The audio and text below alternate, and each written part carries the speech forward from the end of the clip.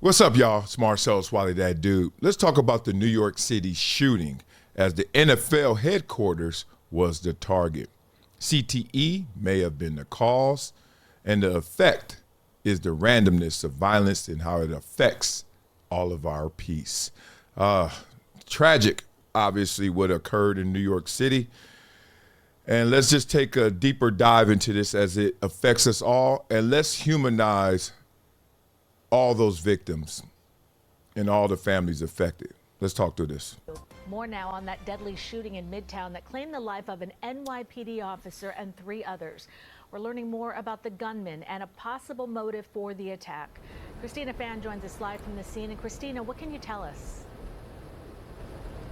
Well, Cindy, we have just learned from Mayor Adams that the suspect may have been targeting the National Football League, which is located in this building. He says that the suspect left behind a note mentioning CTE, which is a brain injury commonly associated with athletes caused by repeated trauma to the head. Mayor Adams also mentioned that the suspect was a high school football player, but never played in college or the NFL.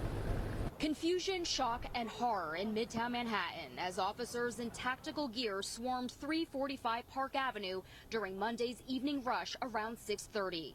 Terrified office workers ran out of the building near 51st Street with their hands above their heads, others barricading themselves inside rooms with furniture after hearing reports of an active shooter inside. The windows of the lobby littered with bullet holes.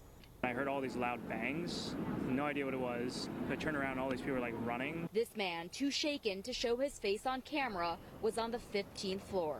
I came out 5 minutes later, one of my coworkers came out and he said he saw 2 people get shot. Law enforcement sources say this is an image of the suspected shooter, 27-year-old Shane Tamora, moments before he opened fire inside the building, shooting 5 people and killing 4, including NYPD officer Ditterol Islam. This is a photo of the M4 rifle after it was recovered. Authorities say the suspect was carrying this concealed firearms permit. Enter the lobby, turn right, and immediately open fire on an NYPD officer. He then shoots a woman who took cover behind a pillar and proceeds through the lobby, spraying it with gunfire. Authorities say Tamora shot 2 more people in the lobby before making his way up to the 33rd floor, the site of Rudin Management, where he fired multiple rounds, striking another victim before shooting himself fatally in the chest. This morning, investigators towed away the suspect's black BMW, where inside they found a rifle case with rounds, a loaded revolver, and ammunition. The police commissioner and Mayor Adams were emotional at a news conference at New York Presbyterian Hospital, where the officer killed was taken, along with other victims. No words can describe this act of evil, a man who takes the life of others who are innocent. And no words can fill the void that has been left by this tragedy. And according to law enforcement officials in Las Vegas, the suspect had a history of mental health issues. They say they were also able to uncover prescribed medication from his black BMW, which again has since been towed away from the scene. Authorities believe he acted alone. Reporting live from Midtown, Christina Fan, CBS News, New York. Man, tragedy. And this hits home in many ways, obviously, as the target of the NFL headquarters, being a former NFL player and hearing of the CTE that he left written in a note. High school football player, as they said, never went to college, never played in the pros, supposedly blamed the NFL for not doing enough about CTE. And because of them not doing enough and him having his mental health issues, along with maybe him projecting he had CTE, this triggered him to drive cross country from Las Vegas to New York City to do this. But there's another element of this that I think brings all of you guys into it, as well as it brought me into this. As this happened just yesterday, the day before, hours before, this is me and my wife in New York City, Statue of Liberty. as I bring this home to humanize these events and these tragic incidents, at times we just hear numbers, at times we just hear names. And then you start to remember, as this happened on 51st and Park, and I literally was there hours before. And this is the randomness of crime. This is what really disturbs the peace and what really brings the chaos beyond the tragedy of lost life. It's the loss of the peace.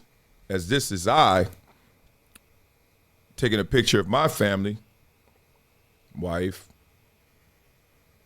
Raya, MJ, Olivia, walking from Park, 34th Street, as we travel right by the same building this incident occurred hours before.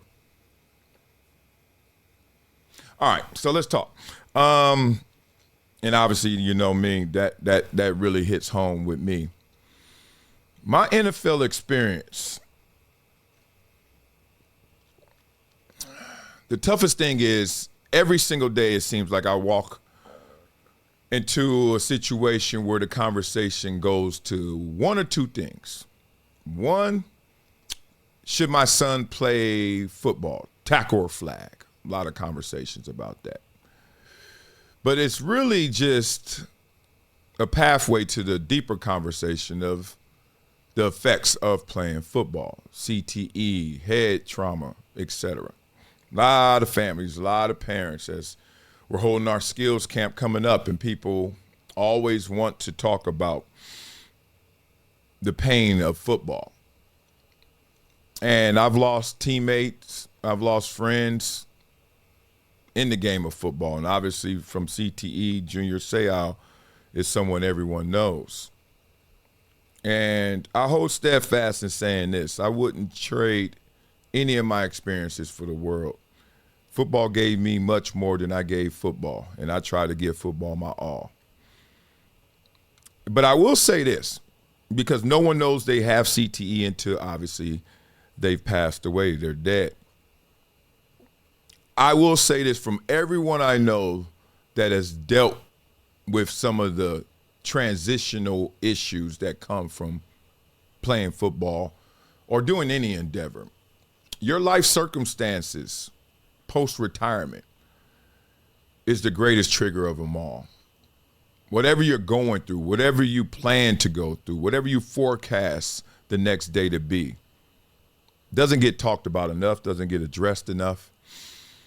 And I think a lot of times it becomes a hindsight what football did to you. Instead of, and this is what I teach the kids, what are you doing for yourself going forward? Now, this assailant, this gunman who killed himself was dealing with mental health issues that I have no idea about.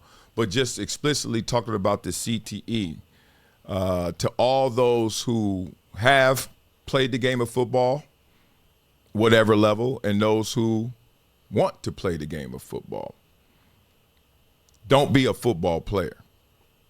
Play football. Big difference. Don't wrap your identity around a ball. Don't wrap your identity in a ball. Whatever you are is greater than that game of football. And if you don't believe that, if you don't think that, if you don't walk into it with that in mind, football will play you. But if you have a greater understanding of what it is, which is a means to an end, everyone retires from football. Everyone. Tom Brady included. No matter what age, there is life to live after football. So know that before you start to play football. Be greater than your greatest excuse. The toughest part about all of this is the randomness of the violence, because now, as you see, you can be walking down the street and literally walking by someone who is spiraling out of control and ready to inflict this much harm on others, on strangers, on citizens, on humans, on us. Yee! All right, y'all, just had to get that off my chest because it was so crazy. I just left, and I'm looking at the news reports, and I was like, I just was there. Prayers out to the families. Unreal pain. Let's do better together. All right, y'all. Go. Become a gym member with Project Transition. As a giver every month, small gifts have a big impact in creating real change. Not only will you transform lives, you'll also win and unlock once-in-a-lifetime experiences. Join me, Marcellus Wiley, in making a real impact through Project Transition, a global giving community dedicated to uplifting underserved youth with mentorship, education, and access to real opportunities. Your donation doesn't just enter you to win unforgettable prizes and exclusive experiences with myself and other gym members. It fuels our mission to empower the next generation of leaders, dreamers, and game changers. From after-school programs, life skills camps, and career development, every dollar helps unlock potential where it's needed most and where every person makes a world of difference. Give back, win big, be the difference, be greater than your greatest excuse. Support Project Transition today. Become a gym member and help turn obstacles into opportunities.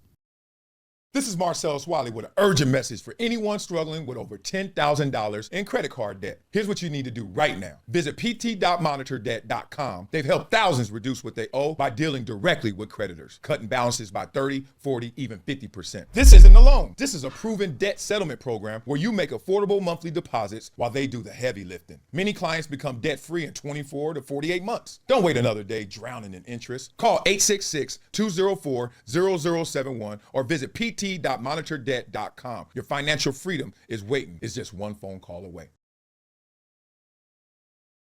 It's been a decade plus that I knew that this day was going to come. Oh, this is not hyperbole here. Because I think the